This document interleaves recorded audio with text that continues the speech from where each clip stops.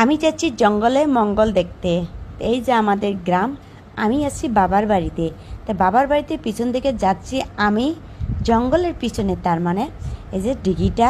তো ডিগিটা হয়তো আমার ভিডিও যারা প্রথম থেকে দেখেন তারা তো আমার বাবার বাড়ির ডিগিটা অনেকবার দেখেছেন। তা আমি এই যে হেঁটে হেঁটে যাচ্ছি, তা আমি খালি পায়ে যাচ্ছি, কারণ এই জায়গাতে স্যান্ডেল পা দিয়ে গেলে অনেকটাই খারাপ লাগবে। আমি নামাই যাব। এই যে দেখেন নদীতে নদীতে সবাই মিলে মাছ ধরতে আছে। ছোট্ট একটা কাঁঠাল দিয়েছে। আমার এই জায়গায় এই ধরনের করে অনেক মাছ মারে, কারণ নদীতে একদম পানি কম, তো সবাই মিলে মাছ মারতে আছে।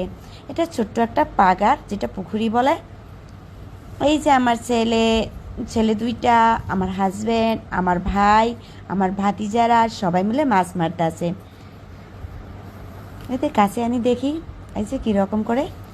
এগুলা হচ্ছে কস্তুরি পানা, ওগুলোর ভিতরে অনেক মাছ লুকিয়ে লুকিয়ে থাকে। এই নদীতে আবার মাছ মারতে গেলে অনেক সাপও পাওয়া যায়। আজকে আমাদের কপালটা ভালো যে আজকে কোনো সাপ ছিল না। তা আমি নামবো কিছুক্ষণ পর,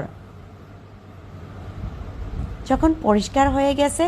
এই যে নদীটা দেখেন একদম পানি কম, আমি নামে আসলাম। তো এই যে সবাই মিলে মাছ ধরতে আসি।